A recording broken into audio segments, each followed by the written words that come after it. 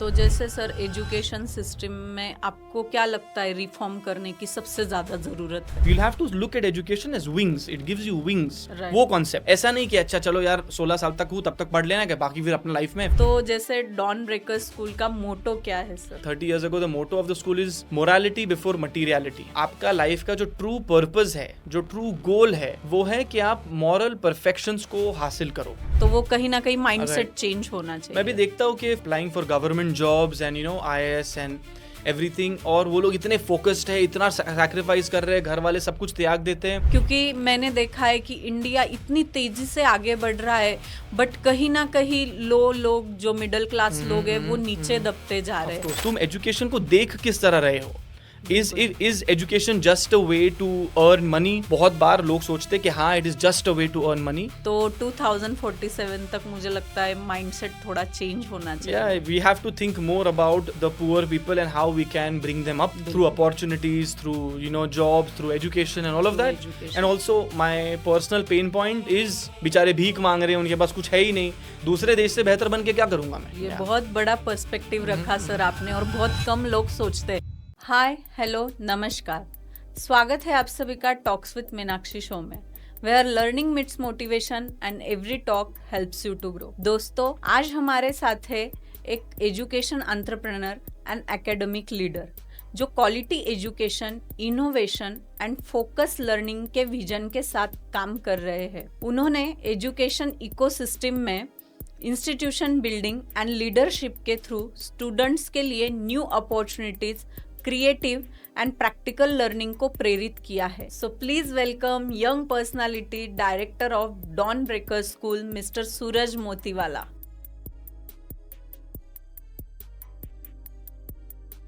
Welcome to the show sir. Thank you very much. कैसे हो sir आप? एकदम ठीक। आप कैसे हो? बढ़िया बढ़िया सर। एजुकेशन ये बहुत इम्पोर्टेंट टॉपिक है और इम्पोर्टेंट सेक्टर है किसी भी कंट्री को सुपर पावर बनाने के लिए, राइट? तो जैसे 1946 में हमें आज़ादी मिली थी, लगभग 80 साल हो चुके हमें आज़ाद हुए, और एजुकेशन सेक्टर में हमने बहुत कुछ अचीव किया है, बट अभी बहुत कुछ अचीव करना भी है हमें, राइट? तो जैसे हम ड्रीम देख रहे हैं कि 2047 तक इंडिया ये सुपर पावर रहेगा, मतलब पूरे वर्ल्ड में इंडिया का नाम होगा। आज भी है, ऐसा कोई सेक्टर नहीं, ऐसी कोई दिशा नहीं कि जहाँ इंडिया का नाम नहीं है, बट कहीं ना कुछ मिसिंग है।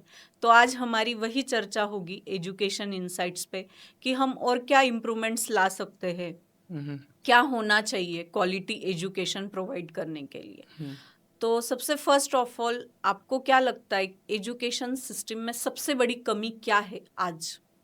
तो when I see all the freedom fighters that we had and जब उनके स्पीच सुनते हैं, जब उन लोगों के एकेडमिक वर्क देखते हैं, और when you see their journey, अभी भी जब आप 50 years पहले का एक कैमरा ब्लैक एंड वाइट में जब उनकी तरफ लेते हो, and when you see them talk on camera, it is so inspirational to see that the quality of education they have gone through. Right. The vocabulary they use, the way they talk, the confidence, the clarity of thought and all of that. Right. Abhi, when I see that education is so widespread, everybody is able to read, grade, they are able to access technology, there is so many opportunities available. But sometimes a thing that I see and I am not very happy about is how बहुत सारे लोग paper degrees के पीछे ज़्यादा भागते हैं कि मुझे ये डिग्री चाहिए, 11th का सर्टिफिकेट चाहिए, 12th का चाहिए, फिर ये डिग्री चाहिए, वो डिग्री चाहिए। 11th में बच्चे ज़्यादा टाइम पार्किंग में स्पेंड कर रहे हैं, 12th में बच्चे ज़्यादा टाइम ट्यूशन में स्पेंड कर रहे हैं, बस वो एक स्पेसिफिक एग्जाम क्रैक करने के लिए। बीएड के कोर्सेज के अंदर हम लोग बहुत बार देखते हैं कि टीचर्स बीएड का कोर्स करने के लिए स्कूल में जा ही नहीं रही है, कॉलेज में जा ही नहीं रही है, उन लोगों का टीचिंग का चल रहा है, साइड बाय साइड वो लोग बीएड कर रहे हैं।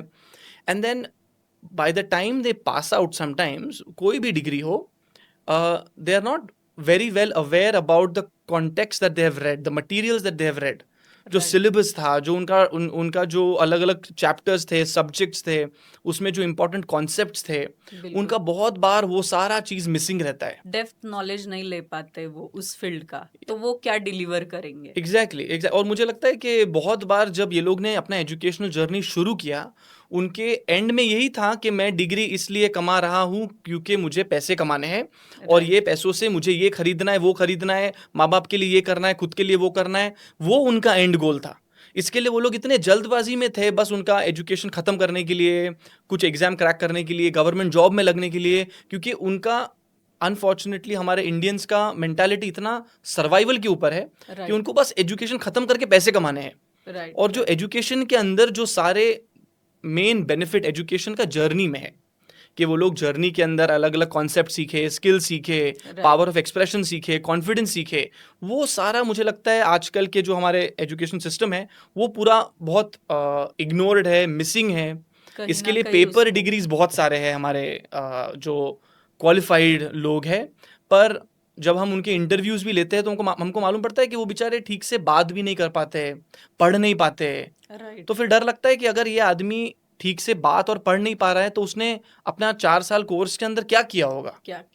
तो this is something I think we should put a brake on that. अभी अगर हमें हमारे इंडिया को और ग्रेट बनाना है और हमें वो रास्ते पे जाना है कि हम सब लोग प्राउड हो सके इंडियंस से, we'll have to put a brake on this blind practice thing. Degrees और मार्क्स के पीछे नहीं भागना है, हमें प्रैक्टिकल लर्निंग और इनोवेशन पे ज्यादा फोकस करना चाहिए। बेसिक क्लासरूम में लेक्चर अटेंड करो, क्लास में जब बैठे हो तो टीचर को सुनो, टीचर जब कुछ बोल रही है तो नोट्स लो, कुछ समझ में नहीं आ रहा है तो सवाल पूछो। ये कुछ छोटी चीजें हैं जिसके अंदर वो स्टूडेंट को उसके एजुकेशनल जर्नी में एंगेज्ड रहना पड़ेगा। तो जैसे आपने पहले बताया सर कि 11th के बच्चे पार्किंग में ज्यादा टाइम स्पेंड करते हैं और 12th के बच्चे क्लासेस में, तो ये सोशल मीडिया की वजह से, क्योंकि आजकल सब कुछ गूगल पे और एआई के थ्रू इंफॉर्मेशन मिल जाता है, तो क्या इसके वजह से है ये सब कुछ? तो अभी आई डोंट थिंक, क्योंकि जब मैं मेरे कॉलेज के दिन इमेजिन करता हूँ वहाँ पे तो एआई था नहीं, गूगल इतना था नहीं, ज़्यादा से ज़्यादा ऑर्कुड हुआ करता था, पर फिर भी ये कल्चर परसिस्टेंट था, फिर भी ये कल्चर आपको दिखता था कि लोग क्लासरूम में नहीं बैठना चाहते, लोग पार्किंग में बैठना चाहते हैं एंड जस्ट सोशलाइज करना चाहते हैं अपने दोस्तों के साथ। आई थिंक वो बचपन से शुरू होता है। How are you perceiving education? तुम एजुकेशन को देख किस तरह रहे हो? Is education just a way to earn money? बहुत बार लोग सोचते हैं कि हाँ it is just a way to earn money. तो इसके लिए आजकल के बच्चे भी they want to be YouTubers more, they want to go into trading and investing and stock market, all of that. They don't want to study and become a teacher. क्यों? पैसा नहीं है उसमें। उनको डॉक्टर नहीं बनना है, उनको क्योंकि उसमें मेहनत बहुत ज़्यादा है, उनको नहीं करना है चीज़ें। उनको ऐसा लग रहा है कि अगर एजुकेशन का पर्पस पैसा कमाना ही है तो मैं इतने मेहनत वाले काम क्यों करूँ? There are much more easier ways to क्योंकि आजकल देखने में आ रहा है कि 11 साल के बच्चे स्टार्टअप लेके आ रहे हैं, बड़ी बड़ी कंपनीज खड़ी कर रहे हैं, एजुकेशन को बिल्कुल स्टॉप दे दिया है उन्होंने।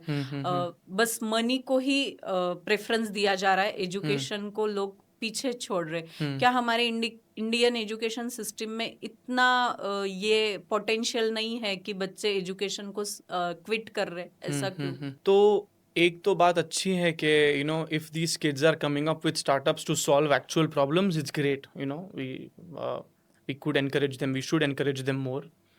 But secondly of course if the sole purpose of their starting a startup is to earn more money, then I think it is in the long run वो ज़्यादा वेल्थ इनइक्वालिटी क्रिएट कर देता है। If वो उनका agenda है problem solving, great, but secondly more and more, like you said, more and more people, youths especially, getting bored of the education system. It is because classrooms and schools are not very fun places anymore. Okay. We cannot continue teaching in that old way like that existed maybe 30 years ago or 20 years ago, जहाँ पे teacher सिर्फ बोला कर रही है। बच्चों के पास मन में इतनी चीज़ें हैं बोलने के लिए, उनके पास उनके एक्सपीरियंसेस है, उनको कुछ शेयर करना है, पर एक पीरियड के 50 मिनट का जो पीरियड चलता है, 45 मिनट का एक जो पीरियड है, उसमें टीचर ही 50 मिनट बोले जा रही है, बोर्ड पे लिख रही है, बच्चों को कॉपी करना है, and they have to keep all of that pent up inside. It is very frustrating. When I also attend workshops and it's only the speaker जो बात कर रहा है full time and I have no opportunity to speak, it is very frustrating. So I know what these kids feel like. Okay. तो इसके लिए Dawn Breakers में भी you know what one thing we've done this year is we've removed all the workbooks. Okay. हमें नहीं चाहिए कि teachers workbooks complete करने के पीछे रहे। बोर्ड पे लिख रही है, बच्चे वर्कबुक कॉपी कर रहे हैं, टीचर्स का बहुत सारा टाइम वर्कबुक चेकिंग में जा रहा है, बच्चों का वर्कबुक रट्टा मारने में जा रहा है, कंप्लीट करने में जा रहा है। राइट। हमने ये सब निकाल के we have also we've come back how it was before. एक टेक्स्ट बुक है, एक नोटबुक है, Right. and just like we used to maintain a notebook and write, kids solve something in their textbook, something in their notebook, and the whole objective of removing the workbook and all of this is to make slow and meaningful learning in the classroom. Learning hasty नहीं होना चाहिए, slow Right. होना चाहिए, relaxed होना चाहिए. Teacher के पीछे कोई प्रेशर नहीं होना चाहिए कि ये सिलेबस खत्म करना है, ये चैप्टर में मुझे राइट अप पूरा उनका लेसन लिख के देना है एंड ऑल ऑफ दैट. उसको उसके पास टीचर के पास टाइम है कि वो डिबेट्स ले सके, क्विज ले सके, कुछ Right. एक्टिविटी ले सके, अलग अलग बच्चों को पढ़ने के लिए बोल सके, बिल्कुल सारे स्टूडेंट्स इन्वॉल्व हो सके इन्वॉल्व हो learning में. सके. And it is nice and slow. अगर किसी के मन में कोई सवाल है, किसी को कुछ पूछना है, तो टीचर की जल्दबाजी की वजह से वो सवाल मर नहीं जाना चाहिए. बिल्कुल. एक एनवायरनमेंट ऐसा होना चाहिए कि बच्चा पूछ सके टीचर को सवाल. तो जैसे सर एजुकेशन सिस्टम में आपको क्या लगता है रिफॉर्म करने की सबसे ज्यादा जरूरत है? So one thing that we have started in Dawnbreaker School is to make learning more relevant to their day-to-day life, to make learning slow and meaningful. Learning is also not about just transfer of information. अभी ऐसा नहीं Right. चाहिए कि teacher सोचती है कि मेरे class में ये सब बच्चे हैं, ये सब खाली बाल्टियाँ हैं और मुझे आके इन सब के अंदर रोज आके पानी भरना है, और सब टीचर आ रही है और रोज पानी भर रही है. ये बिल्कुल. फिलॉसफी थोड़ा फॉल्टी है. तो हम लोग जो डॉन ब्रेकर स्कूल में फिलॉसफी फॉलो करते हैं वो ये है कि बच्चे जो है वो रत्नों से भरी खान की तरह है, और बिल्कुल. ये टीचर का काम है उनको धीरे धीरे समझना, पहचानना और पॉलिश उनको करना. तराशना. उनको पॉलिश करना, तराशना. उनको हर बच्चे के अंदर कुछ ना कुछ स्किल है, कुछ ना कुछ उसके पास क्वालिटीज है. राइट. टीचर अगर ओवरबर्डन रहेगी, अंडर प्रेशर रहेगी, तो उसके पास ये सब करने को टाइम नहीं है. टाइम नहीं है. राइट. उसको हमें टीचर के लिए भी एक ऐसा माहौल बनाना पड़ेगा कि वो लोग रिलैक्स्ड, पीसफुली बच्चों को देख सके, उनके नाम लेके उनके साथ बात कर सके, उनके घर पे क्या चल रहा है पूछ सके. और बिल्कुल. आज मैं जो पढ़ा रही हूँ वो आप घर पे कैसे अप्लाई कर सकते हो, आपके फैमिली में, आपके सोसाइटी में, आपके आसपास. ये सब करने के लिए एक स्पेस होना चाहिए वो एक क्लासरूम के पीरियड में. तो हमें क्रिएटिव और प्रैक्टिकल लर्निंग पे ज्यादा फोकस करना चाहिए, मुझे ऐसे लगता है. Of course, anything that is more engaging for the students. Right. Student needs to be engaged. Now, he can be engaged with various ways. He can do writing work, it is engagement. He can do memorization, it is engagement. He can do some drawing, he can do an activity, he can do a debate, he can do a quiz, it is engaging. As Right. long as the student is engaged, it's great. But again, कोई एक तरीके से पूरे 50 minute मुझे बच्चों को engage नहीं करना है कि 50 मिनट सिर्फ लिखेगा, 50 मिनट सिर्फ पढ़ेगा, 50 पढ़ेगा. मिनट सिर्फ कुछ रट्टा मारना है, वो सब नहीं. बिल्कुल. There has to be a lot of variety, a lot of different styles of pedagogy that we use to make sure that a child is engaged in that classroom. तो सर जैसे हम जो एजुकेशन सिस्टम देख रहे हैं, कैसे होता है कि बच्चा अगली क्लास में जाता है, टीचर सेम क्लास को पढ़ाती है, उसके लिए बस बच्चे चेंज हो जाते हैं. वो उनका नॉलेज अपग्रेडेशन करना कितना जरूरी है आज के टेक्नोलॉजी के युग में? So to be honest, for teachers, if you are not upgrading yourself on a daily basis, I'm sorry to say, but you will be replaced eventually. In 6 months, in 1 year, eventually you will be replaced. क्योंकि उन्होंने जो सीखा है वो पूरा Right. Fix है उनके Right. Mind में Right. कि Right. न्यू बच्चे आएंगे, उनको ये पढ़ाना है, Right. ये टॉपिक खत्म हुआ है, ये टॉपिक लेना है. Right. तो उसमें भी कहीं ना कहीं चेंज आना चाहिए, मुझे Of ऐसे course, लगता of है. course. क्योंकि फिर आजकल बच्चे टेक्नोलॉजी इतने फास्ट अडेप्ट कर रहे हैं कि वो सब कुछ अपने आप सीख लेते हैं टेक्नोलॉजी से, एआई से, गूगल से, यूट्यूब से. Right. तो उनको लगता है कि टीचर जो पढ़ा रहे वो तो हमें आता है, तो उनका कहीं ना कहीं ध्यान भटक जाता है, या फिर उनको ऐसे लगता है कि मैम तो कुछ और ही पढ़ा रहे और मैंने तो कुछ और ही सीखा है. Exactly. तो टेक्नोलॉजी ये स्टूडेंट्स के लिए बेनिफिट है या डिस्ट्रैक्शन का कारण भी बन रहा है? So, of course, एक सर्टन एज तक तो जितना हम लोग स्क्रीन टाइम लिमिट कर सके बच्चों के लिए, it is beneficial. Of course, parents need to keep a watch on not just the amount of screen time, but also what the children are consuming on their phones and Right. everything. जो भी apps है उसको block करना पड़ेगा, क्योंकि वो जो phone है वो तो एक पैंडोरास बॉक्स की तरह है. पूरा का पूरा बच्चे को अगर दे दिया तो उसका मिसयूज़ बहुत ईजी है और बहुत लाइकली है. तो पेरेंट्स का जिम्मेदारी है कि वो एक इलेक्ट्रॉनिक डिवाइसेस को अपने पूरे घर के अंदर कैसे कंट्रोल करते हैं कि बच्चा उसके बेनिफिशियल साइड को एक्सपोज्ड हो. Plus having of course limiting their screen time, कि बच्चे को मालूम होना चाहिए कि ये दिनों पे हफ्ते के अंदर उसको स्क्रीन टाइम नहीं मिलने वाला है और ये दिनों पे उसको सिर्फ आधा घंटा मिलने वाला है. ये डिसिप्लिन बहुत ज़रूरी है. डिसिप्लिन होना Yeah, बहुत जरूरी है। right.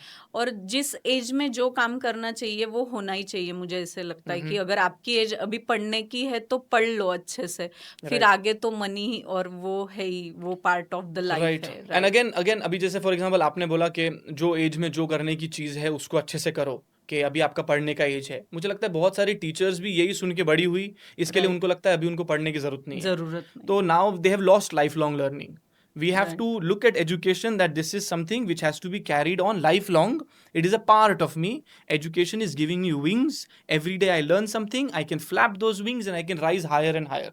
We'll have to look at education as wings. It gives you wings. Right. वो कॉन्सेप्ट, ऐसा नहीं कि अच्छा चलो यार 16 साल तक हूँ तब तक पढ़ लेना, क्या बाकी फिर अपना लाइफ में फिर ये करेंगे वो करेंगे, बिजनेस डालेंगे, पैसे कमाएंगे, घूमने जाएंगे, वो सब करो, पर साथ में एजुकेशन आपका every day you have to learn something new. Yes, you will yes. Have to sit a few moments, bring yourself to account, कल मैंने क्या किया, आज मैं क्या कर रहा हूँ, क्या मैं कल से बेहतर हूँ, am I Okay. Improving, am I doing something better, am I moving forward. ये बहुत बड़ी बात कही सर Yeah. आपने, मुझे बहुत अच्छी लगी कि हमें रोज कुछ ना कुछ सीखते रहना चाहिए, क्योंकि एआई का एरा है, टेक्नोलॉजी इतने फास्ट चेंज हो रही है, आज का कुछ था कल कुछ और है। अगर हम खुद को अपग्रेड नहीं रखेंगे तो कहीं ना कहीं हम पीछे जाएंगे, हमारी Right. सक्सेस में, प्रोग्रेस में कहीं ना कहीं हम पीछे जाएंगे। तो ये सेम एजुकेशन सिस्टम पे भी होता है। वही सोचते हुए हमने डॉन ब्रेकर स्कूल में भी क्या किया है, most of the teachers that we have are with that attitude of lifelong learning. ये Okay. वो टीचर्स है जो लाइफ लॉन्ग लर्निंग के एटीट्यूड के साथ काम करने के लिए आए हैं। प्लस हम लोग यही टीचर्स के, जैसे बच्चों का 6 मंथ के बाद एक एग्जाम होता है, हम लोग हमारे टीचर्स का भी एक एग्जाम लेते हैं, ओके, देखने के लिए कि जो भी उनको बोला गया है, क्लासरूम प्रैक्टिसेस, ये वो पेडागोजी, उनका सब्जेक्ट मटेरियल, क्या उनको भी उसमें नॉलेज है, क्या वो लोग भी उनका नॉलेज अपग्रेड कर रहे कर रहे हैं। हैं, और बिल्कुल। ये जो एग्जाम्स वो टीचर्स दे रही है 6 महीने और 6 महीने बाद, इससे डिसाइड हमको करने के लिए काम आता है कि should I continue her contract with me in the next year? If I Okay. see a teacher is constantly learning, improving, scoring better and everything, she's devoted to her job, I want her to stay with my institute longer. But a teacher who is careless about all of this, I am eventually going to find a reason to excuse her. ये great initiative है, और मुझे लगता है कि सभी school में ये होना चाहिए कि जो टीचर्स बच्चों को पढ़ा रहे क्या वो खुद कैपेबल है, Right. ये चेक करना बहुत जरूरी है। हर साल हम हर लोग साल। इंटरव्यू के टाइम पे तो चेक करते ही है। राइट, इंटरव्यू के टाइम पे सब लोग अपने डॉक्यूमेंट्स लेके आए, सब चेकिंग हो गया है, पर हर 6 महीने बाद, हर साल साल में एक बाद बार होना और चाहिए। ऐसी चीजें जो अभी आज रेलेवेंट है। अभी Right. आप लोगों ने डिग्री में जो पढ़ा होगा अलग होगा, पर अभी हमें क्लासरूम ये चाहिए, ये फिलॉसफी है, क्या उन लोगों को समझ में आ रहा है, मैनेजमेंट जो उनको बोल रही है, उनको एक बिल्कुल। एग्जाम पास करना होगा प्रूफ करने के लिए। बहुत बढ़िया है सर, मुझे लगता है ये सभी स्कूल में होना चाहिए। तो जैसे सर आपके स्कूल का नाम डॉन ब्रेकर्स है, डॉन ब्रेकर्स, यस। इसका मीनिंग जानना है मुझे जी, थोड़ा, जी, मैं जी। कंफ्यूज हूँ तो कि- बहुत सारे लोग ऑफ कोर्स उसको बहुत बार डाउन ब्रेकर्स बोलते हैं, प्लीज वो डाउन ब्रेकर्स नहीं है, वो डॉन ब्रेकर्स है। Okay. Dawn breakers, dawn is the first light when the sun is rising.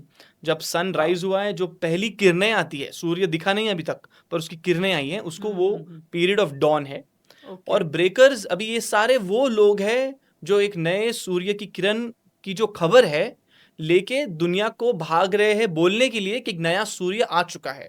Okay. एक नया ज्ञान, एक नया इनोवेशन, एक नया नॉलेज, एक नया कॉन्सेप्ट, नया सोचने का तरीका, नए New journey एटीट्यूड स्टार्ट हो रही है। तो ये ब्रेकर्स वो लोग हैं। तो हमारे स्कूल के जो सारे बच्चे हैं, we look at them as these dawn breakers who are going to run out in the world and tell different people about this, you know, something new opportunity, a new knowledge, new concept, and spread more hope and light in the world. बहुत ही बढ़िया नाम choose किया है Thank sir you. आपने कि मैंने उससे नहीं किया है, मेरे पिताजी ने किया है, but ओके, बहुत मतलब इंस्पिरेशन मिलता है, Yeah, yeah. मोटिवेशन मिलता है नाम सुनने Yes, के बाद। yes. यस, तो जैसे डॉन ब्रेकर स्कूल का मोटो क्या है सर? So motto भी डैड ने, his name is Rajendra Motiwala, and 30 years ago the motto of the school is morality before materiality. वाह, कि सब बच्चे ये अच्छे से समझ लें कि आपका लाइफ का जो ट्रू पर्पस है, जो ट्रू गोल है, वो है कि आप मॉरल परफेक्शंस को हासिल करो, कि आप कितने सिंसियर हो, कितने हार्डवर्किंग हो, कितने ऑनेस्ट हो, कितने प्योर हो, कितने काइंड हो, कितने कंपैशनेट हो। ये चीज़ें, ये जो मॉरल्स है, इनको लाइफ में प्रायोरिटी रखते हुए आगे बढ़ना है। Of course, we want them to become financially successful and travel the world, live in good houses, ride good cars, wear good clothes. But of course, ये सारी Moral चीजों के के साथ। पीछे भागने के चेस में वो मॉरल्स पीछे ना छोड़ दे. बिल्कुल क्योंकि when you see the education system right now, we have doctors, we have engineers, but when sometimes people are so scared to go in the hospitals because क्या बिल मार देंगे, जबरदस्ती ICU पे चढ़ा देंगे, कुछ Right. unnecessary मेडिसिन प्रिस्क्रिप्शन दे देंगे, कुछ इंजेक्शन मार देंगे. हम लोग इतने डरे हुए हैं ये डॉक्टर्स से. कभी कभी हम लोग इतने डरे हुए पुलिस ऑफिसर से कि अरे यार बिन मेरे को जेब में ड्रग्स डाल देगा कोई, मुझे मार देगा, मुझे जेल में गाली दे देगा, कुछ कर लेगा. पुलिस वालों से डरे हुए. वकीलों को लोग डरते हैं कि उनको चाहिए कि कोर्ट में कभी जाना ना पड़े यार, वकीलों के इसमें मतलब लगना कोर्ट के नहीं है उनके चक्कर पास, नहीं कोर्ट के काटने। चक्कर नहीं काटने, वकीलों से दूर रहना है. ये सारे लोग जिन्होंने एजुकेशन किया कि वो समाज सेवा करने के लिए ताकतवर और क्षमतावान हो सके, आज उनसे ही, सब नहीं ऑफ कोर्स, बहुत सारे अच्छे डॉक्टर्स, अच्छे वकील, अच्छे टीचर्स और पुलिस ऑफिसर्स है. बट है कहीं ना कहीं ये होता Exactly, है। and we are scared of these educated people, and it is all because they have gone through education without moral foundation. उनके पास एक moral foundation नहीं है. नहीं है बिल्कुल उनके पास realization नहीं है कि ये knowledge का use कैसे करना है. बिल्कुल बिल्कुल And that's why you see all of this chaos in the society where the educated people without morals have created so much disturbance. तो जैसे सर आपने पहले बताया कि आजकल बस लोगों को डिग्री हासिल करनी है, मुझे ये भी डिग्री चाहिए, वो भी Right. चाहिए, वो भी चाहिए. तो जैसे आप बता रहे थे कि बहुत सारे लोग हैं डॉक्टर से डरते हैं, वकील से डरते हैं, पुलिस ऑफिसर से डरते हैं.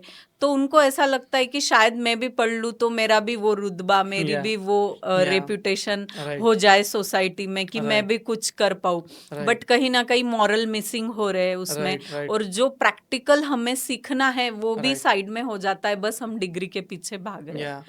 तो वो कहीं ना कहीं माइंडसेट Right. चेंज होना चाहिए. मैं भी देखता हूँ कि for example so many millions of people applying for government jobs and IAS and everything, और वो लोग इतने फोकस्ड है, इतना सैक्रिफाइस कर रहे हैं, घर वाले सब कुछ त्याग देते हैं कि ये लोग पढ़ Right. लिख के एक पोस्ट पे जा सके, जज का हो, मैजिस्ट्रेट का हो, IAS हो, जो भी गवर्नमेंट पोजीशन हो. And then government is generously giving them so many benefits कि लो आप ये घर लो, आप ये पैसा लो, आप ये यूनिफॉर्म लो, आप ये पोजीशन लो, सब लो, बस गोल याद रखो कि आपको समाज का सेवा करना है.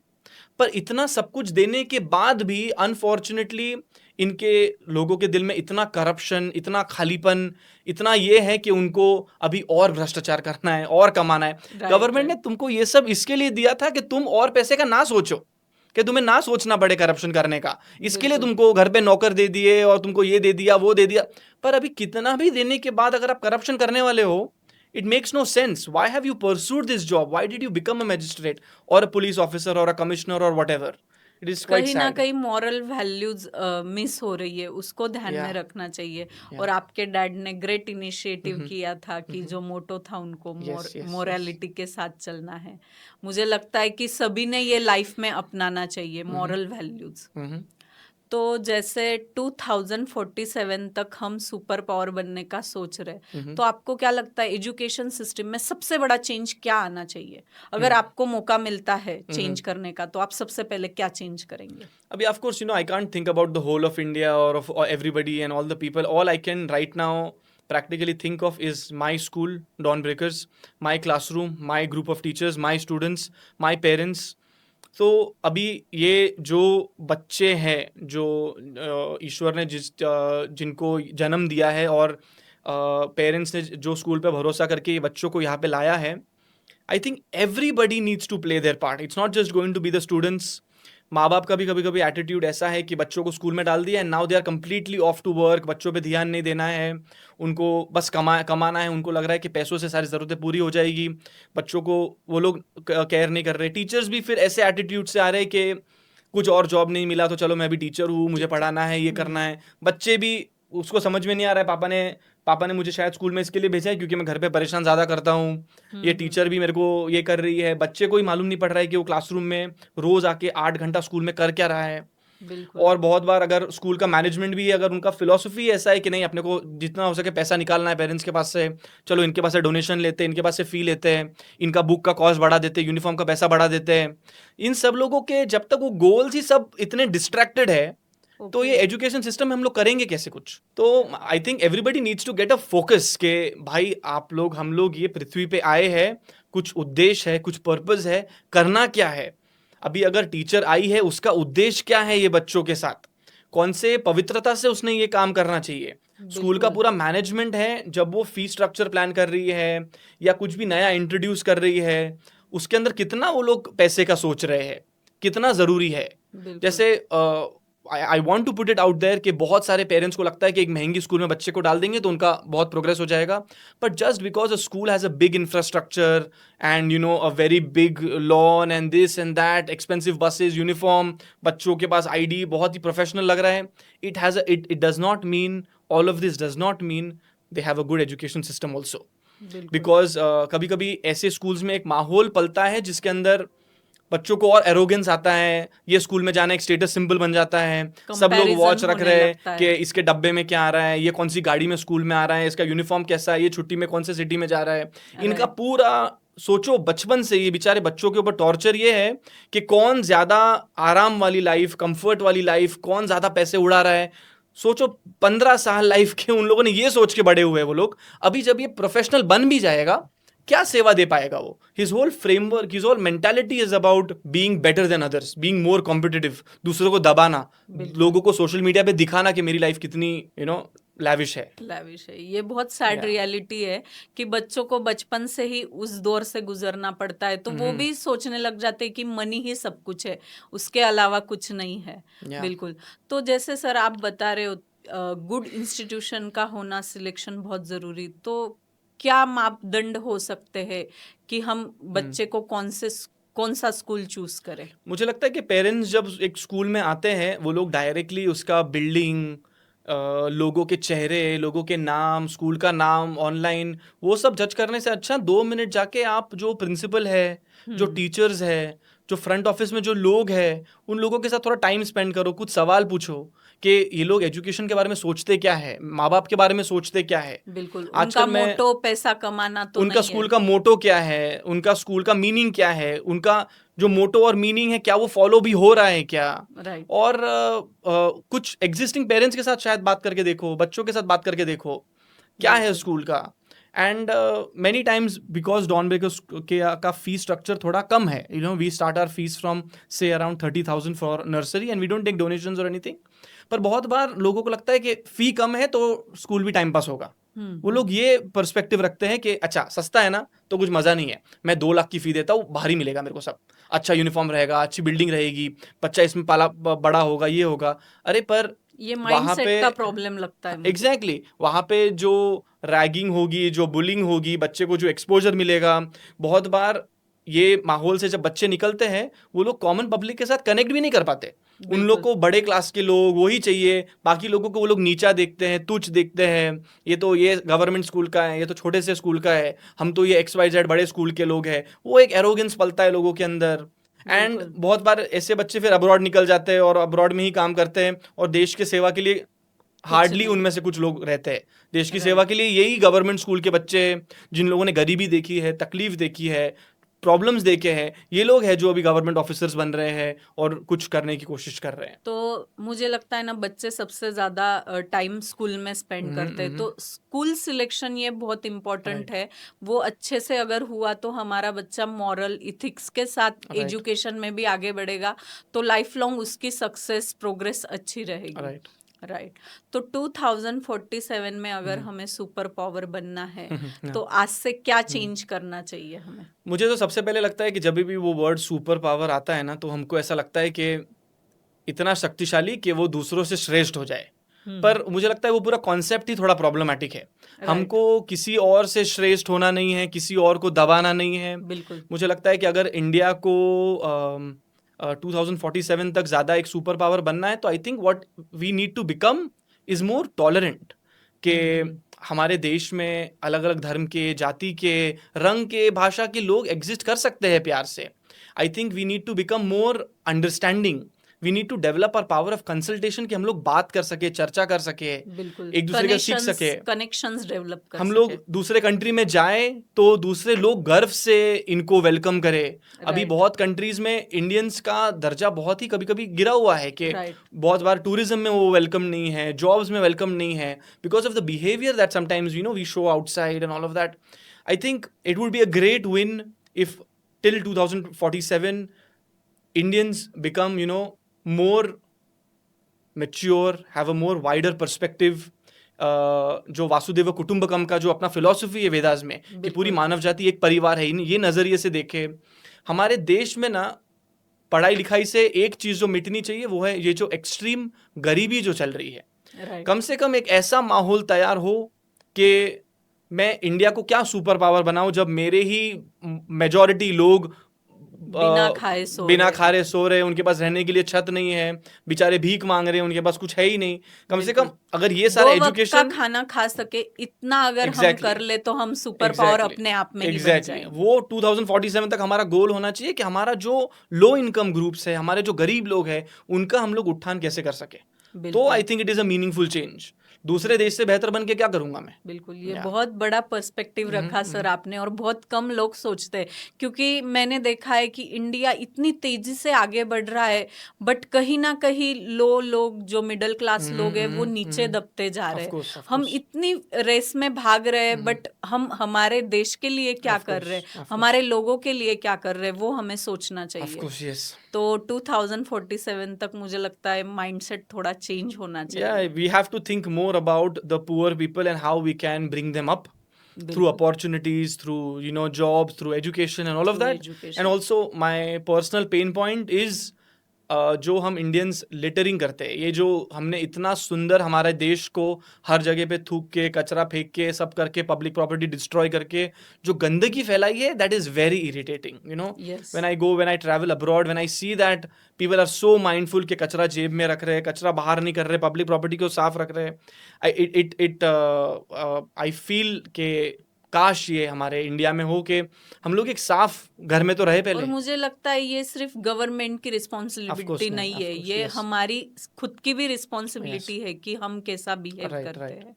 तो थोड़ा हमें भी चेंज होना पड़ेगा, हर बार गवर्नमेंट पे ब्लेम डाल के नहीं चलेगा। Of course. ओके, तो जैसे सर आजकल ट्रेंड चल रहा है डिजिटल क्लासरूम्स, ऑनलाइन क्लासरूम्स, तो ये करते हुए कहीं ना कहीं हम बुक्स रीडिंग जो है वो पीछे छोड़ रहे हैं, उसके मुझे लगता है कि बहुत बार ना ये सारे ट्रेंड्स भी जो है ना, दे आर हेविली एडवर्टाइज्ड। बहुत सारी बड़ी बड़ी कंपनीज जिन्होंने अभी बुक्स बेच लिए हैं, उनको अभी उनका शेयर होल्डर का प्रॉफिट बढ़ाना है, उनको उनके कंपनी का प्रॉफिट बढ़ाना है, तो आई थिंक उनको ज़्यादा चारा बचता नहीं है, क्योंकि किताबें बेच दी है और कब तक 50 रुपए की किताबें बेचेंगे। तो चलो अभी उनको 1 लाख का टीवी बेचते हैं, 1 लाख का स्क्रीन बेचते हैं स्कूल्स को, और एक ट्रेंड शुरू करते हैं डिजिटल क्लासरूम का। और क्योंकि अनफॉर्चुनेटली गवर्नमेंट बॉडीज में कभी कभी करप्शन मिलता है, चीज़ें होती है, ये लोग इधर उधर पैसे खिला के कुछ GRs निकाल देते हैं, ये कर देते हैं, वो कर देते हैं कि अभी डिजिटल बोर्ड्स कंपलसरी है, आईपैड होना चाहिए या टैबलेट होना चाहिए, फोन होना चाहिए, ये होना चाहिए। All of this is sometimes of course good intention से भी किया होगा बहुत सारे लोगों ने, बट बहुत बार this is marketed by these companies to sell us products. Like in my classroom I don't want kids, क्योंकि I know how much screen they consume at home, TV देख रहे हैं, लैपटॉप देख रहे हैं, फोन देख रहे हैं। अभी सोचो कि आके 8 घंटा मैं उनको डिजिटल बोर्ड दिखाऊं, मैं उनको टैबलेट दिखाऊं, मैं उनको स्क्रीन दिखाऊं। मुझे नफरत है वो चीज़ों से कि वो लोग पहले से उनकी आंखों का इतना तकलीफ हो रहा है, उनका ब्रेन को स्टिमुलेशन इतना ज़्यादा मिल रहा है कि वो लोग रेस्टलेस हो रहे हैं, उनको एंग्जाइटी हो रहा है, अलग अलग मेंटल डिसऑर्डर्स हो रहे हैं, just because things are very stimulating. But on a blackboard when they are on their pace, when they are talking, थोड़ा डिबेट्स होने दो, बात होने दो बच्चों के साथ, किसी को सामने आके कुछ स्पीच देने दो, सवाल पूछो, आराम से सिखाओ। बिल्कुल, नोटबुक में उनके हैंड मसल्स को एक्सरसाइज करने दो। It's not just about writing, it's about using your fine motor skills and writing in the notebooks and having a good handwriting, a presentable document and all of that. So of course some places I am not totally against digital India. I love the whole idea कि कभी कभी rural areas के अंदर पहुंचाने के लिए जब educated teachers नहीं रहती है कि चलो we use AI and technology to help uplift them and bring them up and everything, but of course over dependence on AI and technology is also a problem. It should be exercised in moderation, it cannot be excessive. और classrooms में भी higher grades के लिए कभी कभी कुछ concepts हैं जो टीचर कभी कभी बोल के नहीं समझा पाएगी कि एक वाटर साइकिल कैसे चल रहा है, फोटोसिंथेसिस कैसे हो रहा है, तो with the aid of visual aids and everything on an AI board they may understand something, but heavy reliance I am not in favour of it. तो जैसे एआई पे पूरा डिपेंडेंट नहीं होना है, टेक्नोलॉजी पे, डिजिटली क्लासरूम पे, जब उसकी नीड है तब वो करो, बट जैसे बच्चों को एंगेज करना है तो बुक्स, नोटबुक्स, उनका राइटिंग, रीडिंग वो होना चाहिए. हमारे टाइम पे कैसा था ना सर कि हम नोट्स निकालते थे, अंडरलाइन करते थे, तो वो पढ़ने में थोड़ा मजा आता था, इंटरेस्टिंग लगता था. नोट्स शेयर होते थे कि तूने कुछ नोट्स बनाई है मुझे दे दे, मैंने नोट्स बनाई है तू ले ले. बट आजकल वो सब कुछ मिसिंग है. तो कहीं ना कहीं मुझे लगता है कि ये एजुकेशन सिस्टम का ड्रॉबैक लगता है मुझे, जब हम डिजिटल वर्ल्ड की तरफ जा रहे हैं. तो उस पे कैसे हम वर्क कर सकते हैं, आपको क्या लगता है? अभी of course technology is going to keep advancing and things are going to change. Of course we have nostalgia कि वो टाइम पे मजा आता था, नोटबुक्स में लिखते थे और सब चीज़ें होती थी. But sometimes we can't even keep holding on to the past also. Yes. And take what is good from the past. आजकल के बच्चों को बोरिंग लगता है. क्या नोट्स लिखनी है, क्या ये करना है. वो लोग भी बोरिंग इसके लिए हो रहे क्योंकि उनके लिए वो नॉर्मल नहीं है ना. उनके लिए अभी because of scrolling reels and everything the brains have become so restless and everything. तो उनको ऐसा लगता है कि अगर मैं वॉइस टाइपिंग कर सकता हूँ, ये कर सकता हूँ, टाइप कर सकता हूँ, तो मैं लिखूँ क्यों. Writing is just a skill, it has been since the very beginning. लोगों ने पत्थरों पे लिखना शुरू किया था, बार्क पे लिखा था, पेपर पे लिखा था. And I don't think it's beneficial for humanity to lose that skill. It's a useful skill to have. Not of course सब कुछ उस पर थोड़ी होता है.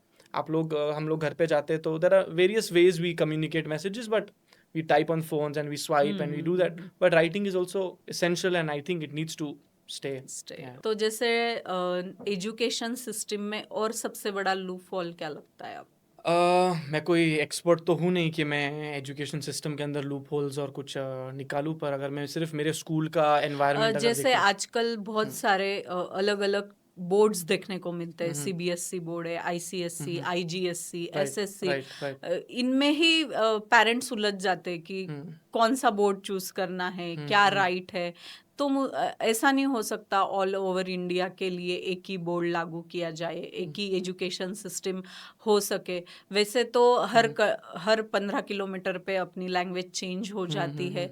लैंग्वेज को छोड़ के हम अगर एक ही सब्जेक्ट्स या एक ही बोर्ड लाए तो ये great I think the new education policy is striving towards it. अभी के लिए फिलहाल जो सीबीएसई और स्टेट बोर्ड्स है, the process is in the works right now to slightly combine both of these boards. The only thing that will differ is the local history, local geography, local language.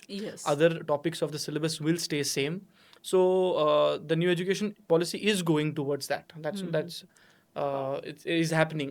पर अभी of course जो बाहर के boards है, जो IB है और अलग अलग schools है, everybody starts something with a philosophy and they want to promote. तो they have freedom of operating their own business also. So that's why it's a little confusing because if there are so many boards and everything.